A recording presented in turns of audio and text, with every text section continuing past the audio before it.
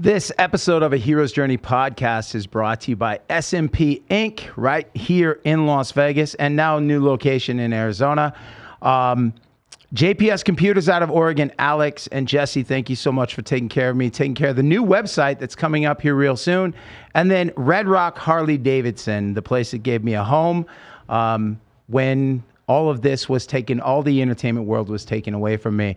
My name is Bryan Hopkins, and this show, A Hero's Journey podcast, is about waking up and being the hero of your own story. You are the star of your own movie, and it's crazy because I try and bring people on that have stories that can inspire you, that you see a little bit of yourself in that person, and maybe they're speaking to you. And because I think it's important that we all share our stories, because as we're getting older, we become the peers to others, the elders that I listen to and try not to, if they're grouchy and whatever, they have a right, but they have a story to tell. And we want to learn those stories. And today I have a buddy of mine. We've been friends for a little while now, and I just found out like 5 minutes before we went on that I've been saying his last name wrong for a very long time, and he didn't correct me. And he heard me say it in the next room wrong, and he didn't correct me. But my buddy, Ryan Pires. Oh, what's up, man? What's up, man? Dude, welcome. Thanks, man. Thanks for having me. Yes. Yeah, I'm so stoked. I can't believe I've been saying your name wrong for so long. It's spelled funny, and my whole life people have said Pires, so okay. I just stopped correcting people when I was like probably 20 years old. I was like, you know what, fuck it, it's Pires, whatever you want. So I called you up or I actually texted you because I was rolling down the road. You DM'd me on Instagram. Yes. That's what you did. Yeah, I'm like, and from Hero's Journey too, I was like, this better be Bryan. If this isn't fucking Bryan, I'm gonna be pissed. He's taken this long to ask me to be on his goddamn podcast. And here you are. Your response was, "It's about time." I thought you'd never ask. It's awesome. But yeah. I was rolling down the road, and there you were on a billboard. And then probably a half hour later, you're going by on a taxi. Yeah. And for those of you listening, the Rock Rage Radio listeners out there, I have my buddy, and you're actually from a show. You were on it for a while. And that's Magic Mike and the Magic Mike Show. Yep. But you're a professional dancer, you're a musician, and you're a stripper. I suppose. No, we met because what was it? Red Rock Harley Davidson, right here in Las Vegas. The world shuts down, and two guys that are entertainers find ourselves without work. Yeah.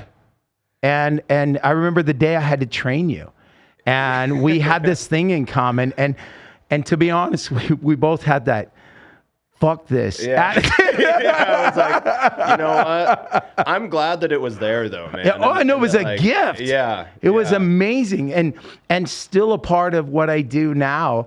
This Absolutely. Extension of myself, Red Rock Harley Davidson, is a sponsor of the show. And it was such a great place to do that and have, I don't know what else I could have done. Exactly. We talked about that. I'm like, I can't go have a manager that's like, you know what I mean? Like we were able to. We were managing ourselves basically. We ran our own show there, and they trusted us, and it was just a great spot. But we got to be around Harley Davidsons. Like, you're a stunt rider as well. I mean, there's all these things that I leave out. Yeah. Like, no, but you do. I tried to follow you home one day. Like, we're leaving work at the same time, and you took off in traffic, like doing a cookie in the road, and then took off. And I'm like, yeah, no, that's not me. Man, yeah, good times. Yeah. So for those of you out there, I remember the day you told me you're like, I'm a professional dancer. That's what you did out of LA, correct? Yeah. I started out in LA. I worked in LA for probably 6 years, just gigging and making it work in LA. Obviously, most professional dancers, you have to have like normal jobs too, because dancing sucks. No, pay shit, and it's being a musician, it's the same thing. Yeah. I had to do that for a very long time. We lived on the same street. Yeah, we did. Yeah, that was the craziest like thing. 10 years apart or something. Exactly. Yeah. Same street. We found out we were, ran in the same circles even. Yeah. And so we had this bond as we were selling bikes. But I remember you telling me that you had, you auditioned from LA and got Magic Mike, the show. I mean, because that was the concept of the show. So like I was part of the original cast of it. So like the number that they my drum number they built because they found a dancer that can drum too. So now that number is in the show. Oh, they found okay. They've done it in all the other Magic Mikes too. So it's crazy to see like somebody else being your character. Yeah, and like Berlin and London and well, they don't have it in London, but Australia, yeah, and the tour and all sorts of shit. So well, what was cool too is the day that it was almost like a graduation moment at Red Rock, and I was saying goodbye to you. You're like, bro, I get to go back to my job. I get to go back to entertaining, and I thought, wow, you started, rehearsals and everything for the show. And then was it HBO or I think it was HBO. We did a HBO series, Finding Magic Mike series. It was like a 7 or 8 episode. Yeah. Thing. My girl and I watched it. Yeah. And it just went to show the kind of work that you guys have to do. You're not. And I joked by calling you a stripper. Like that was just Chase and I being jealous. Yeah. Because when you walked in, I was like, bro, I need more layers to wear around this guy because I'm feeling inadequate. You know what I'm saying? For real, man. Make it weird. Dude. No. No, bro. I follow you on social media, and you're always busting your ass in the gym. You're working out. You know what? Can you do me a favor while we're doing this? Find his social media. For those of you, go to his social media at Ryan Pires. But he can pull that up. There are some stunts that he does. He can do a handstand from like laying down. Yeah. Which is insane. And some of these things that you've done, I mean, blows me away. But I remember the graduation when you got to leave. What was that feeling like? It was. Don't get too far away from the mic now. It was. I don't know. It was like it felt so anticipated that it was like, and I'd done it for 3 years before that, so it was just like, oh, fine. Like obviously the pandemic went far further than anyone ever anticipated. Ever. It was like, and the show they were moving venues too. So I was out of the show. I mean, we were shut down for 2 years. Right. So it was like, it was just on hold, but it felt like at a certain point, it was like, is this ever, I was watching all these other shows, Le Rev and Zumanity and all these big shows were closing. And it's like, oh, damn, it's real. Like I might have to find a new gig or like I don't know what this looks like. And working as a dancer, drummer, like it, spending the most formidable years of my professional life in a career path that translates to fucking nothing. Right. Like no one's gonna be like, oh great, you can do backflips, cool, you'd be great at this other $100,000 a year.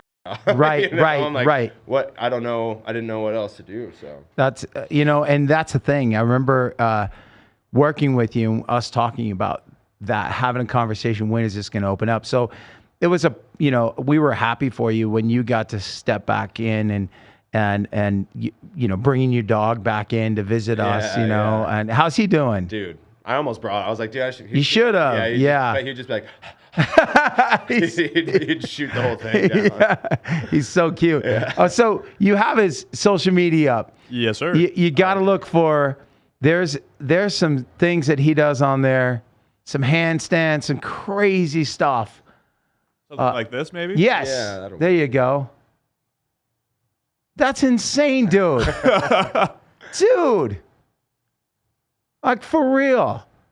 Sheesh. Yeah, man. Like. So where did that come from? That stuff started because I'd injured my shoulder in the show. I had a bad AC joint for a while, and it took probably. But anyway, I couldn't bench anymore, and bench was like at the time my favorite thing, and I was like, well, fuck. Like I needed to let this rest, and so I just started trying other things, and that stuff. That's crazy. It wasn't nicer on my body, but it didn't hurt this, right? You know. But I hooked up with some guys. My friend Cy Monster, Strength. Check him out on Instagram. He's a monster. Yeah. Hence the name, Cy Monster. Cy Monster. Right. But yeah, I just started training with him, and he's just an absolute beast. And when you're surrounded with people, like he's an actual like legend in that calisthenics community. So when you're like around those people, like it just your standard is way up here. So I'm like, fuck. Yeah. You know? No, of course, of course. You level up. So, taking that kind of work and being a part of this show, which we'll get to because you're not a part of the show anymore. I saw when like a month ago. When I reached out to you, it was because I saw this emotional night. Yeah, that it was. And all the dancers and everyone giving you a send off on the last show that you were doing here. What was that like? Oh man. You know, it was a big journey. I mean, man, it was a lot. It was just, there was so many compartments to like unpack with that. You know, there's like, it was time for me to leave. You know, it's a great job, pays good. It would always be fun. You know, like the show itself was the easiest part of the show. Right. It was always exciting. There's something new. It's new people that come in from Vegas every night. It's, you know, it was, you know, wildest years of my life for sure. Like the first couple years of the show will probably be unmatched for, you know, until I have a kid or something. Like I don't. Did I read that you had mentioned that you met the love of your life? She sat on your lap during the show. Yep, she sat. Is that true? Yep, she was my drum girl. No way. So every night you'd bring, is that part of it? A new girl, person? Yeah. Every night I get a girl to sit on my lap while I play drums after I come down from the ceiling. Right. And then play through the chorus, and then the second time through they bring a girl up. There's like a little bridge. Girl sits on my lap, and then I finish through the outro with the girl on my lap. And yeah, she was my drum girl one night, and that, and then now she's the woman in my life. That's amazing. That's amazing. Yeah, I read that on social media, and I was like, that is so cool. Yeah, that's but so cool. You know, leaving the show was like, you know, it was. Like I said, it was time, and it's really hard to come to that conclusion when it's still working fine, you know, and it's, you know, it's really difficult, especially with a job like that. And I was part of it from the beginning, you know. At the beginning, it was such a tight-knit thing, you know. They treated us like fucking royalty when it first started, and so to be a part of it, and then as the company scales, you know, a company has to try really hard to like maintain that value of their employees, you know, as people come and go. And it would take a lot of work for a company to maintain that sort of integrity with their integrity. And you know, as things start just changing, and you know, you can fight it and be mad at it, or you can say like, no, it's past my time, you know, like this job served its purpose. I've done all the things that there are for me to do here, and like I just don't do well in a complacent place, you know. Like it was a good check and it was fine, but I can't really do the just getting a check thing. I get that. Yeah. No, and that's the thing. I mean, because you had passion that you wanted to get back to the show. When I met you, it was about entertaining, and it was that whole, hey, we tried so hard I tried like probably 3 or 4 times to come see a show with my girl, and it just didn't work out. And you've tried to come to my show. Yeah, exactly. But I wanted to come see you do your thing, and that was it. And And same with like, I invite you out to a show and you're like, dude, I have a show. Yeah. You know, like that I didn't night. get to go to any show because we had 10 shows a week. Right. Yeah. 5 nights a week, 2 shows a night. 2 shows a night. 2 shows a night. Yeah. Oh, That's the wow. other reason. It's a young man's game, dude. I'm 35 now. I'm like, right. I can't keep backflipping for a paycheck, man. You did backflips too. Yeah. Yep. Bro. Every night. Okay. Chase, can you do a backflip? I'm just curious. I can't even like think about doing that. My knees are already hurting. Of course, dude. Yeah. Like I could throw you into a backflip. You might not land on your feet. But I like those odds, Bryan. I like those odds. So what's next for you then? Because, Hero's Journey podcast, I'm always saying, and I think you and I even talked about it, the things that you're supposed to do is just keep presenting itself to you. And absolutely. So you knew you were going back to that show at that time, and you knew we were hoping that the world would open up enough so we could get back to doing the things that we love. And this, I found, as I was telling you in the hallway, it's an extension of myself. And the first time I think you asked me to be on a podcast that you were going to start. Oh, yeah. And I said, sure. And then it never came to be. And then I didn't do a podcast. Yeah, but you asked me and I was like, yeah, of course I will. Yeah. But here I am doing this and I'm having you on. Yeah. And so what's next for Ryan? Well, I got a few irons in the fire at the moment. Right now, what I'm spending most of my time doing is I'm doing some work in like the mental health field. Really? Yeah, it's a super. I'm not really at liberty to talk. Okay, that's fine. About it, that's fine. But it's super rewarding. I work directly with people, and it's honestly it's still not brand new. I've been, and it's something that I've done on and off throughout the show, and I've worked a little bit, but obviously you can only do so much when you're doing 10 shows a week. But right. But I'm full time doing that now, and really, yeah, that's incredible. Yeah. It's been really great. I've been talking to Di and Mark. Okay. Chinook, and Di, trying to get something going in Vegas too. And, okay. Di, I had on the show. Yeah, I saw that. I was browsing through. Yeah, he came on the show. He was great. This was in the like later stages of them before they were having the baby, and he came on and he talked about it and talked about music and this journey that brought him to the States and that kind of thing. So, for him to be a part of the show, I remember seeing him post that he's going to be the host of Magic Mike, and I'm like, I know you, mate. Yeah. Bryan. I was like, fucking Bryan. Yeah, I know Bryan, That's awesome. But yeah, it's been, and it's a big jump. I mean, I'll still, I haven't completely shut the door on entertainment. I'm sure I'll do some other stuff, but. When you say shut the door, like what? Okay, so you have this thing, which is awesome because I'm teasing you about being a stripper. Not teasing.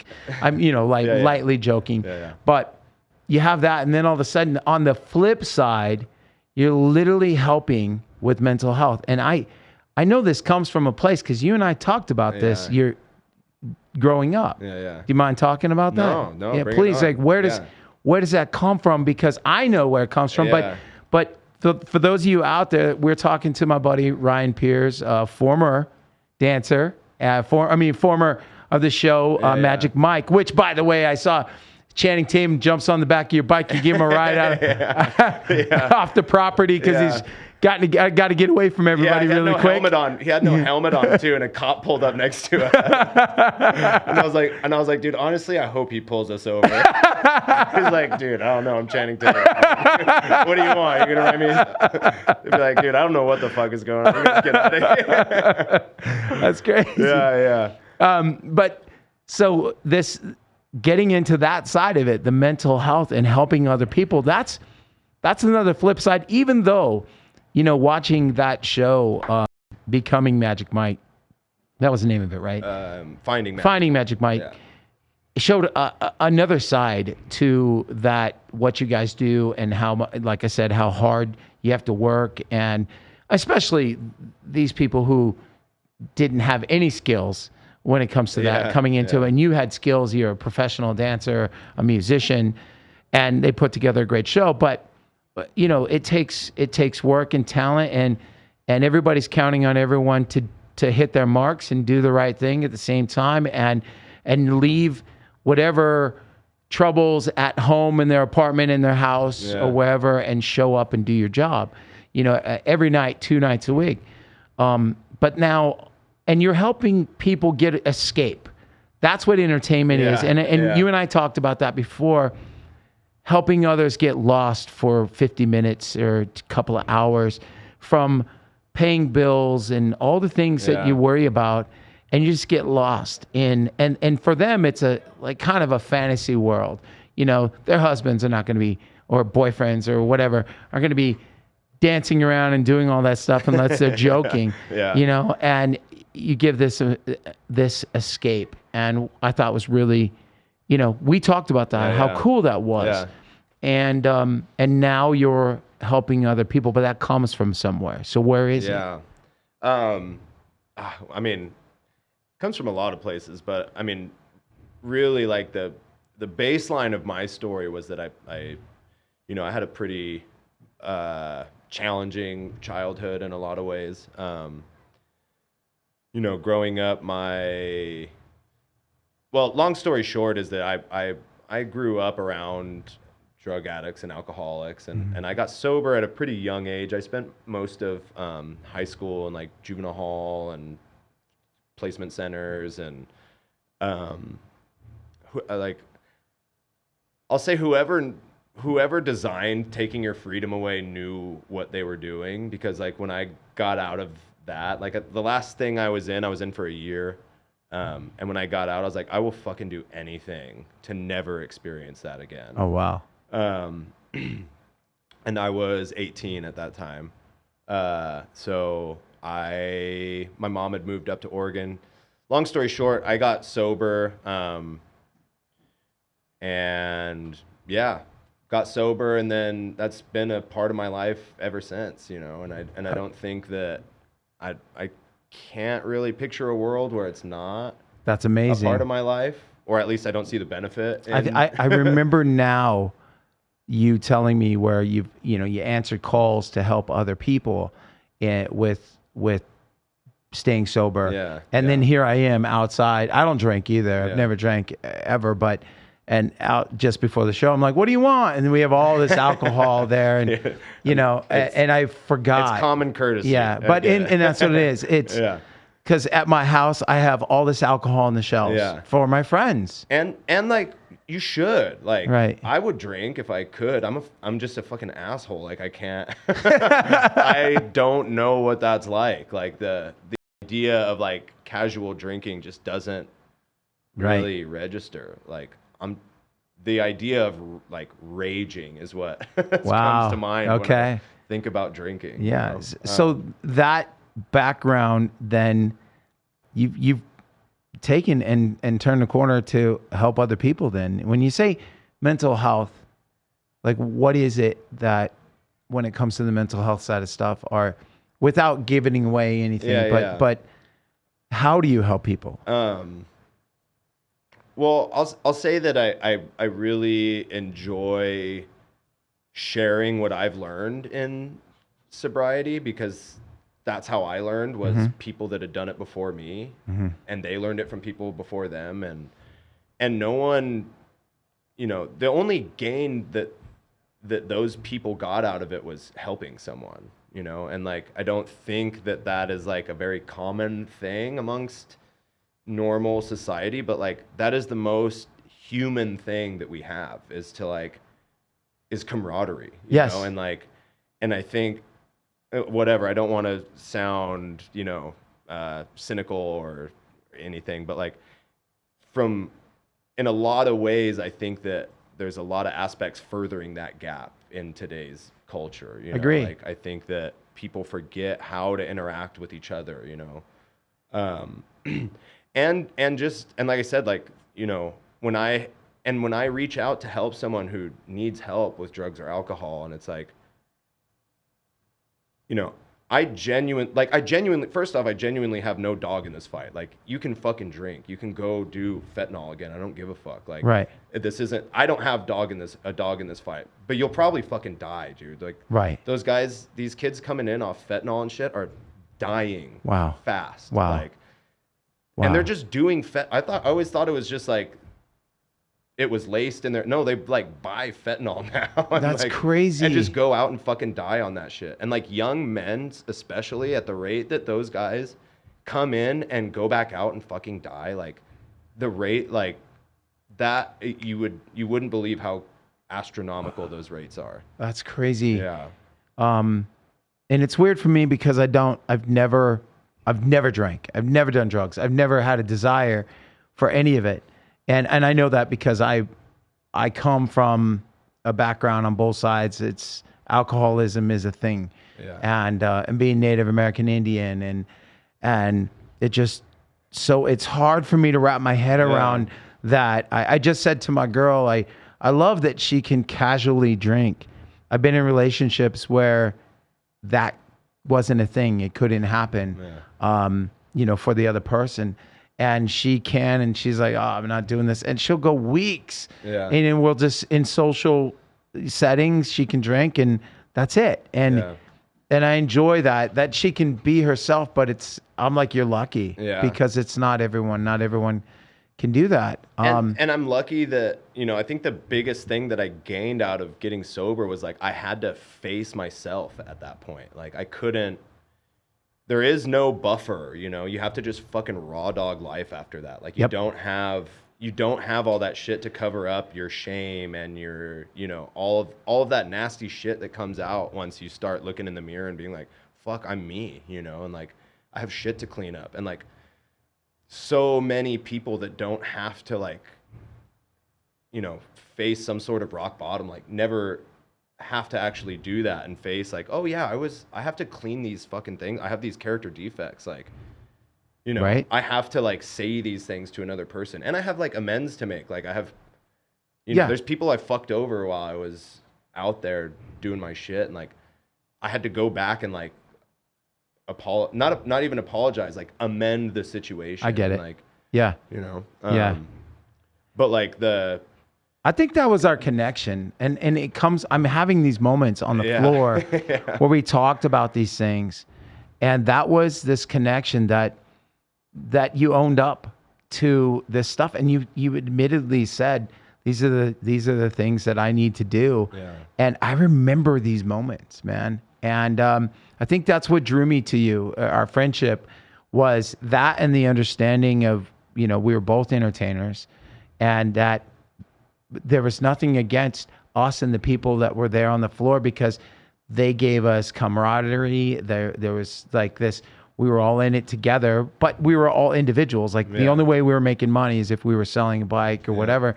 But you and I had this connection because it was different. We were entertainers, and that's what we do. So for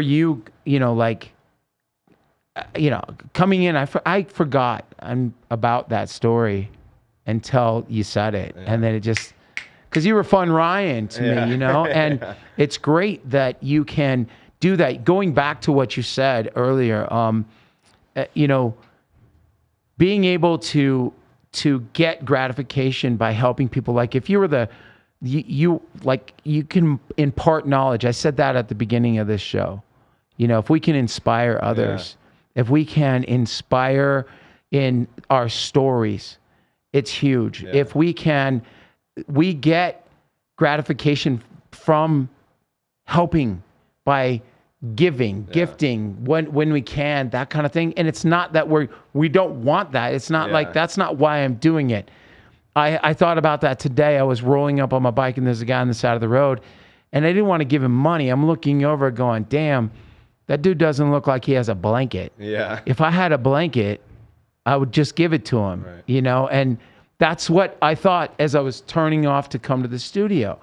And I think that's a big difference too. I think that's a big distinction to make today is that like, yeah, you do this podcast and you hope it inspires somebody and you hope, you know, someone listens to it and is like, but you also like acutely help people without the fucking cameras and the microphones. Like, Thanks.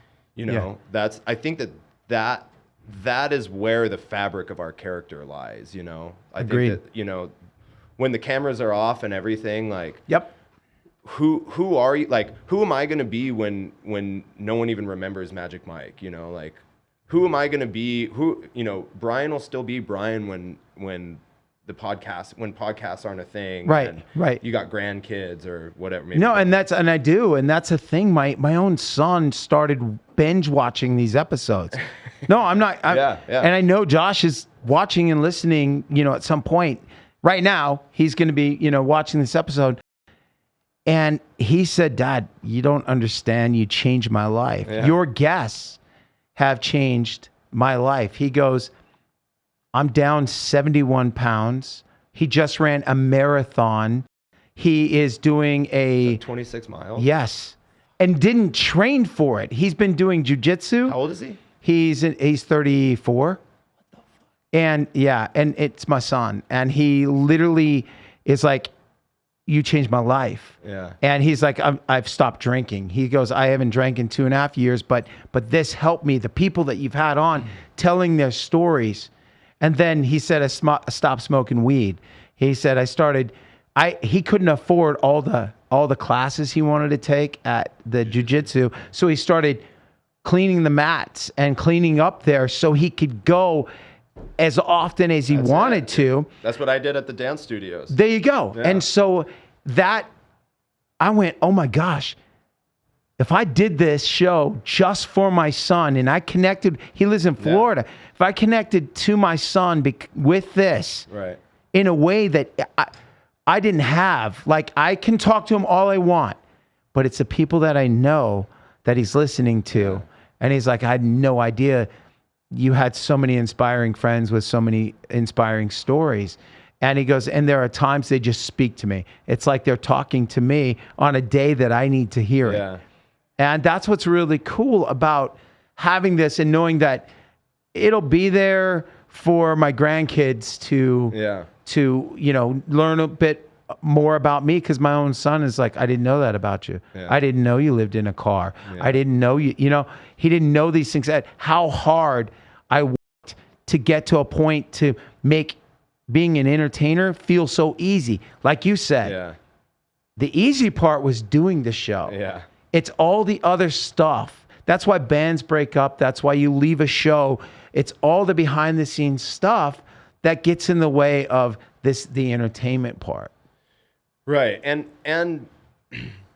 sometimes, and it's not even, and even if it's not, you know, that something did, like for me personally, like things just started not lining up. Like I'm growing this way and kind of the show's going this way. And I'm just like, you know what? Like I can't fool myself, you know, like, and I have to feel, I'll just go crazy. Like I have to feel fulfilled in what I'm doing. You know? Yes. I which worries me because I'm like, I don't know what I'm going to do if, you know, if this doesn't work out or whatever, you know, but, it's speaking to you, man. It'll find you. And the way this all came up, you know, what I'm doing now, what I can say is I'm working with a company called Reconstruction Unlimited. If anyone cares to check it out, you can look up Reconstruction Unlimited.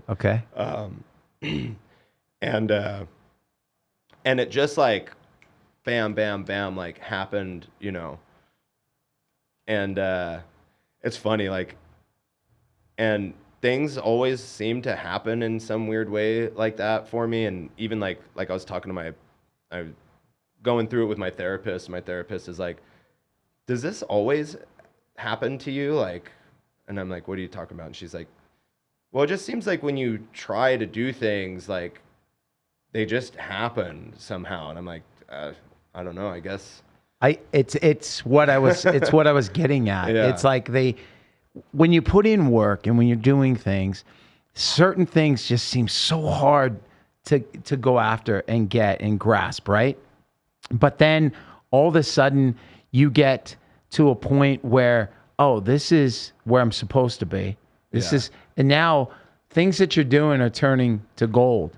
Things that you're doing are, it's like, oh, you know what? I need this to happen. Bam. And it does. But you're putting in the work. That's where your mindset was. You're at your job going, okay, now it's time. Yeah. I know this is running its course, and it's time for me to do something else. And what is it? Well, this is what I'm thinking. Bam. Here's an opportunity. You know what? It's presented itself, and it may not present itself again for a while. Right. But if that's what I'm supposed to be doing, I need to go after it. I mean, and it literally fell right into my lap. Like, wow. My phone rang. Like, I was called, you know, like literally. Amazing. And like whatever, spiritually, all that shit. Yeah.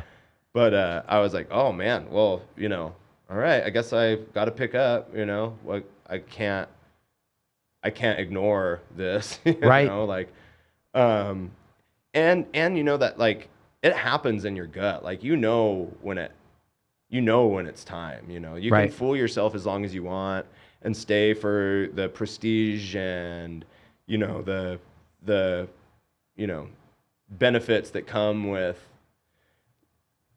being an entertainer, but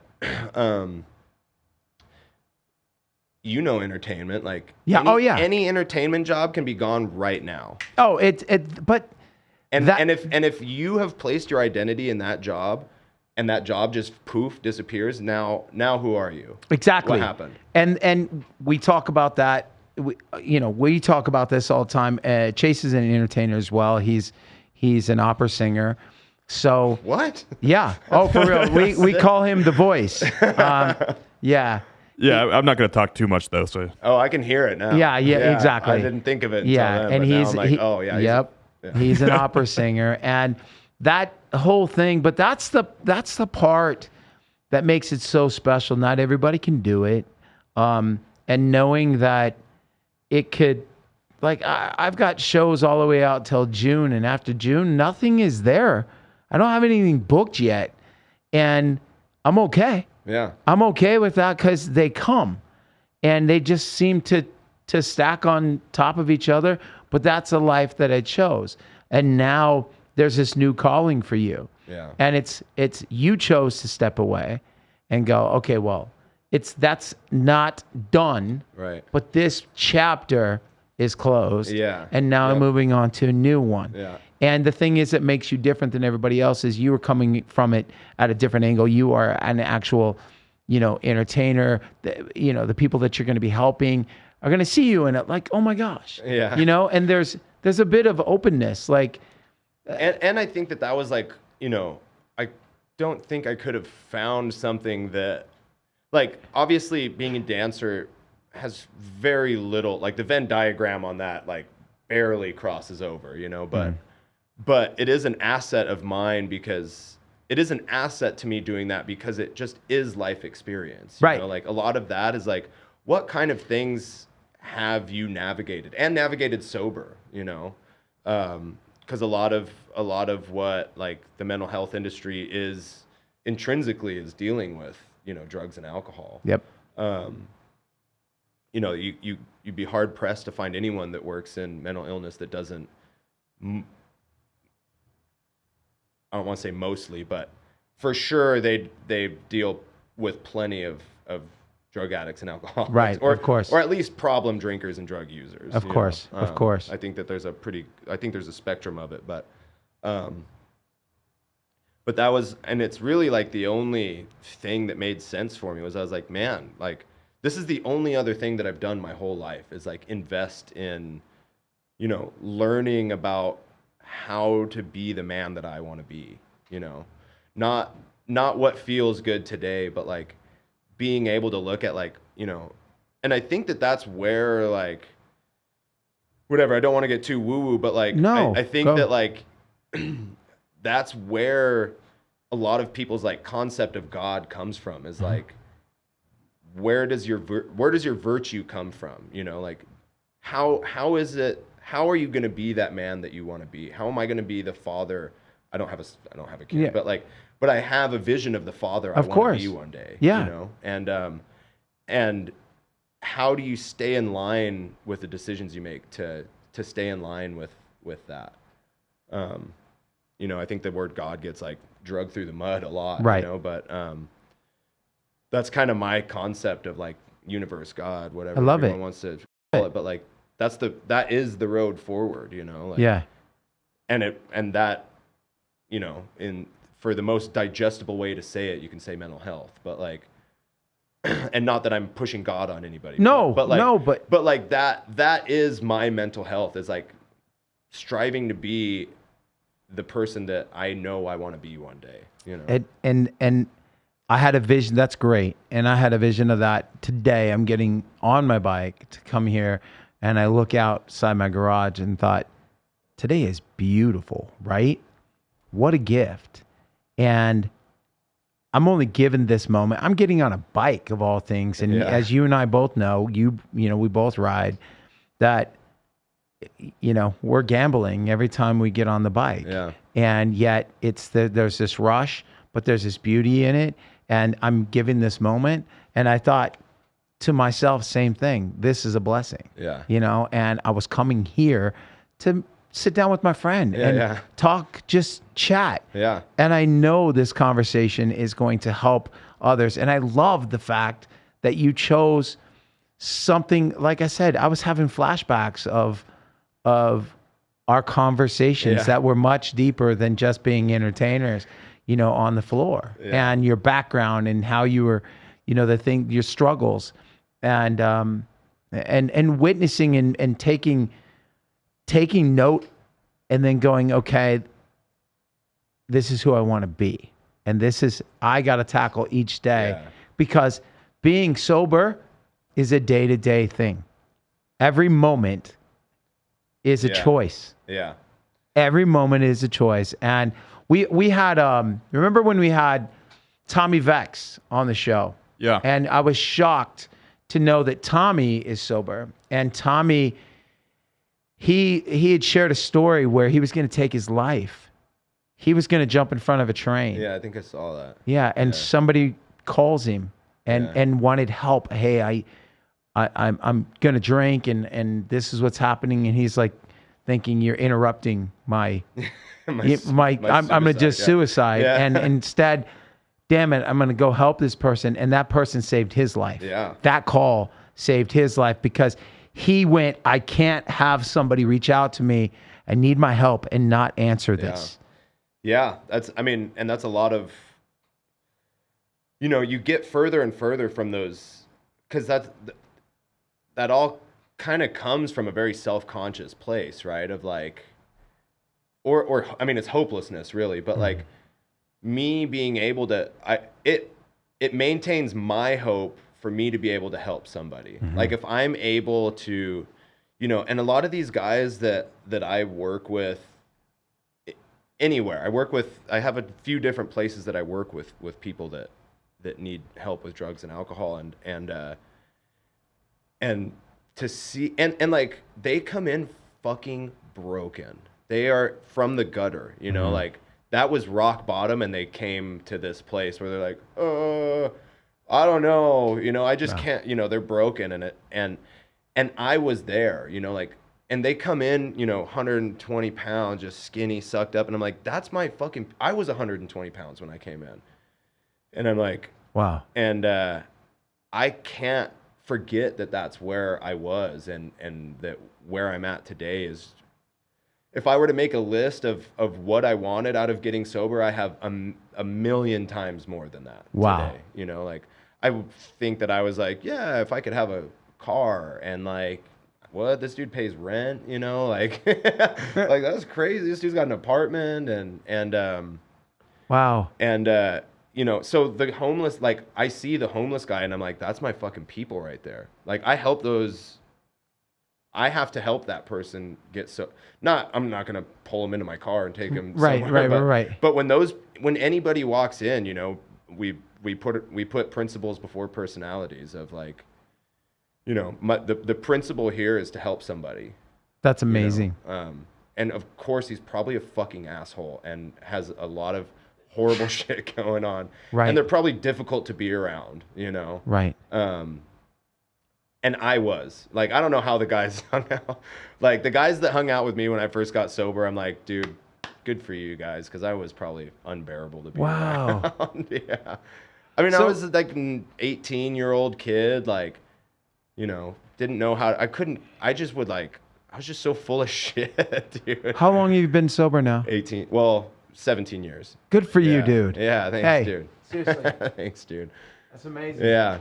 May 13th will be 18 years. Congratulations. Yeah, thanks. Well, this is a good time to have you on the show then. Yeah, here we go. We're cruising in. No, for real. Yeah. This episode we're dropping, we drop every Wednesday, so it's just a couple days. Yeah. From now, this episode will drop, and you're like maybe 3 weeks away from, you know, congratulations. Yeah. That is a big deal. Yeah, it's a big number. It really is. I know, it's crazy. That's longer than I was alive. Exactly. Before I got sober. That's amazing. This is a good turning point. Wow. I'm proud of you. Yeah, thanks, dude. I'm really proud of you. It's been a journey, and easily, you know, top 2 or 3 decisions I've made in my life was to try and live life on life's terms, you know, and stop trying to like make my own terms for life. What was the moment though? Like, cause you just said there were people that come in, they're rock bottom. When did you say, I need help? Well, I knew the gig was up. I think I knew the gig was up when, I had the last time I had went into juvenile hall, like the courts had made it clear to me before that, like the time before that, they were like, you're done if you come back here. Like the judge was like, we're sick of seeing you here. Dude. No kidding. Yeah. That is so not your personality. That is not the person that I know. Yeah. I'm serious. Yeah, so it's like talking about somebody that's like this make-believe individual. That's crazy. I walked into the courtroom from B unit in juvenile hall, Monterey County. And I was in my orange little jumper with my shackles on, and my mom was in the courtroom already bawling. And that was a pretty good moment to be like, yeah, this gig's pretty up, I think. Like, I knew I was going to be kind of locked away for a while. So my mom actually, and I left this part out, I forgot to mention this, but my mom got sober when I was 8. Really? Yeah. And she had a pretty gnarly run from when I was probably, when I was born really to when I was 8 years old. She had a pretty gnarly run. So that was kind of when I saw what it was to be an adult. You know, I saw mom and them partying, and I'm like, yeah, that's, you know, when you're a kid, you just see, you just observe, and you're, you know, this is what adults do, and they break stuff. And that was, me, I just talked about this on somebody else's podcast, and I said, it was 8 years old when I decided I'm never going to drink or do drugs because I watched all of that. Yeah. And I watched the breaking of things. Kid, huh? No, for real. Like it was a moment. Yeah. And my dad said, hey, Bryan, I'm reading his lyrics for him while he was practicing. He was a singer. And I'm making sure he's singing the right words. And he goes, Bryan, go grab me a beer. And I'm like, yeah. And I grabbed my beer, and he goes, you know what? That was unfair of me to ask you to go get me a beer. He goes, you know, and my dad's, you know, they had me at 16, so my dad is early 20s. Yeah. And he's like, I'm sorry I said that to you. We're on the porch. And he goes, one day you're going to want to drink, and you're going to be with your friends and whatever, and don't hide it from me. I want you safe. I need you to know that I'm here, and this isn't the way it's supposed to be. And it's what he's saying to me, right? And I'm like, don't worry about it. I'm never going to drink or do drugs in my life. And my dad smoked weed, grew weed, you know, like, and whatever else they may have done that I wasn't aware of. You know what I'm saying? And he goes, don't ever say never, you know, because I don't want you to feel bad. Like now you're lying. Now you'll be lying about this moment. And I remember all this. Yeah. And I'm like, no, it's never going to be me. And it never has been. Yeah. It's never been never a thought, a question, nothing, you know, but to growing up, I was the oldest of 3 kids, or 4 kids total. I had a brother and 2 sisters younger than me. And so I had to take care of them because I had young parents who had to work. Both of them worked. And so for me, I was a big kid. I'm 6'3", and here I am in high school. Nobody's going to peer pressure me into anything. And I was a top athlete, and it just wasn't something that anybody, not even the older kids, could put on me. I'm like, sorry, man. I was the opposite. I was the only white kid in my elementary school. Whoa. I felt like the biggest, that like imposter syndrome people talk about. Like, I just felt like everybody had the rule book except me. Like, I felt like every room I walked in, everyone was like, oh, fuck. Like, what the fuck is this guy doing here? Really? Yeah. And I grew up with that. And when I discovered that drugs and alcohol made me not feel that way, I was like, duh, it's fucking easy. Wow. So yeah, but yeah, like, and what you were saying, like, that was, you learn, you were observant enough to like think ahead at 8 years old, that's why, like, I was ready to rip, Right. And I didn't, and then I watched, so at 8 years old, my mom gets sober. I watched my mom get sober. I watched her life turn around. And like, alcoholism and like that, it is genetic. Like, right. Science knows that. It's not like I knew it. Yeah, it's not like or sure, it's debatable, but it's not like a very controversial thing. Like, right. Science is like, no, like, you can take a child out of their alcoholic family and they're in a foster, right. Great foster family, millionaires. I know people that have done this and then did heroin and died. Right. Who grew up with like rocket scientist parents who adopted them, Right. So I watched mom get sober, and I think that was part of what made it an easy thing, was like, I knew where to go when it was time. Right. When it was time and I got out of juvenile hall after that last time and was there long enough that I was like, never. I will never have my freedom taken from me again. We'll do anything. And my mom, being the saint of a mom that she was, while I was in there, she had moved out of state. She moved to Bend, Oregon, and I'm 18 years old. Like, what the fuck am I going to? Right. I'm going to go live in California on my own. Yeah, right. Right. At 18 years old. And I'm like, well, I guess I'll go check out this Bend, Oregon place. Bend's beautiful. Go see it if you. I lived in Redmond when I was a kid. Oh, no shit. And I grew up in Salem, Oregon. How did I not know that? I don't know either. Like, I didn't know that. Yeah. And so, I lived in Bend, and it's like, beautiful. What a beautiful place to get sober. It really is beautiful. Good for you. And so, from then on, I just was like, well, time to, and you get a new start. Like, you get to rewrite everything. You are Ryan Pires, if you want to be, as you don't correct anybody, but Ryan Pires. Honestly, you get to start fresh, and that's what's really great. I'm bummed because we're about out of time. Oh, damn. Yeah. We've been talking for an hour. Wow. But dude, that was truly inspiring. Yeah, honestly. Thanks, dude. Thank you. You'll have to come back. Dude, we'll bring I've got some buddies that have been wanting to be on the show for a while, and I think it would be fun to hear their stories and kind of round table or oblong table. Dude, I'd love that. That kind of thing, and share some stories. But I'll bring you back and we'll do something like that if you're okay with it. Yeah, I'd love it. Because I know my son is listening. Josh, I know this has to be inspiring to you. And we grew up in Oregon. So Josh grew up in Oregon, and he it's going to connect. Yeah. And the hair standing up in my arms right now, no joke, because of it. I appreciate the time, Ryan. Go check out Ryan's social media at Ryan Pires, at Ryan. There you go, at Ryan Pires.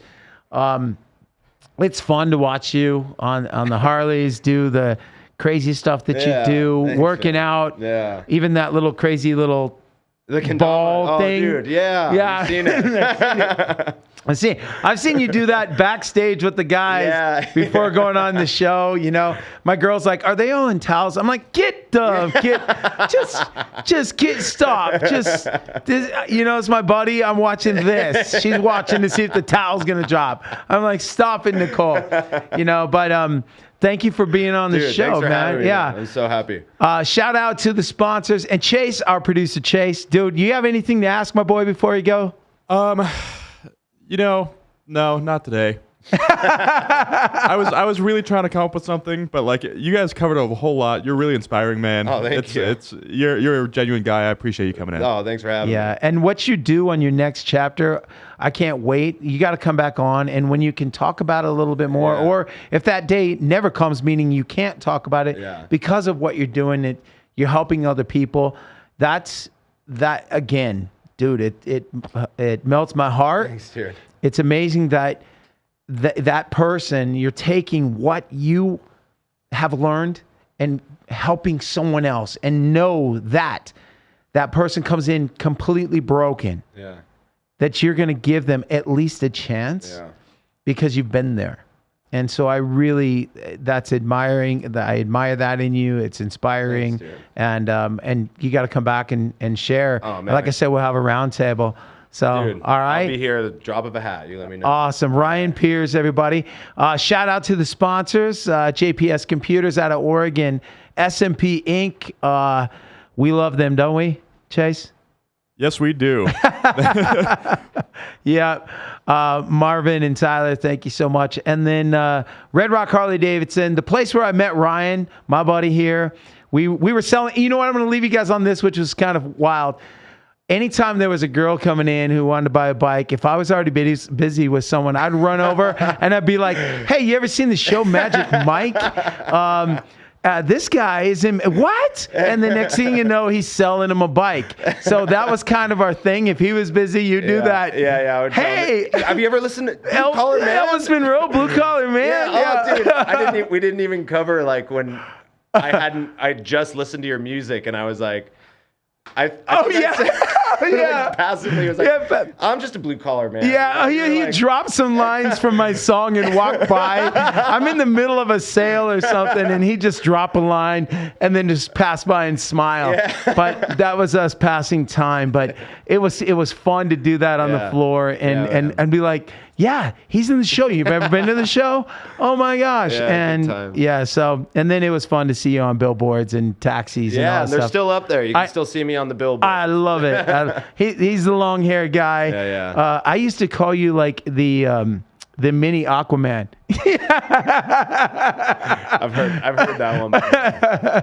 He looks like Aquaman. Which is why my girl follows his social media. But anyway, back to the sponsors, JPS Computers, SMP Inc., Red Rock Harley Davidson. And for those of you listening to Rock Rage Radio every Monday night at 6 o'clock Pacific Standard Time and 9 o'clock Eastern, thank you. As they say, we are everywhere. My name is Bryan Hopkins. That's Chase running the board. Try and, you know what? From this, if you can help somebody, go help them. No cameras, no nothing. Just do it to help them. That's what I'm taking away from today's episode. This is a Hero's Journey podcast. See ya. Dream, and I believe it's coming around to me.